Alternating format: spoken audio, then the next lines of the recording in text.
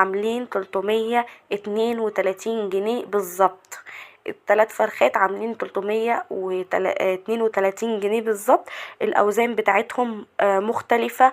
يمكن أول فرخة كانت أكبر فرخة، دي كانت 2 وحاجة، وممكن بقية يعني بقية الفراخ هتعمل لها برضو ممكن أكبر في أول فرخة دي كانت عاملة 2 ونص، وبقية الفراخ ممكن تعمل لها 2 100. أنا مش متذكرة الأوزان بتاعتهم كانت قد ايه. بس زي ما بقول لكم كده، أنا مشيت بيتي 11 وجبة في الشهر، فراخ ولحم، يعني فراخ عملت منهم 11 وجبة. انتي تقدري ان انتي اهم حاجة عشان خاطر تطلعي الوصفات اللي انا بقولك عليها دي، الفراخ تبقى وزنها حلو معاكي ووزنها مظبوط، عشان خاطر دي بتطلع معاكي كمية لحمة حلوة وكمية بانيه حلو، وبتبقى ما شاء الله اللهم بارك حاجة كده مظبوطة. لكن لو جبتيها اقل من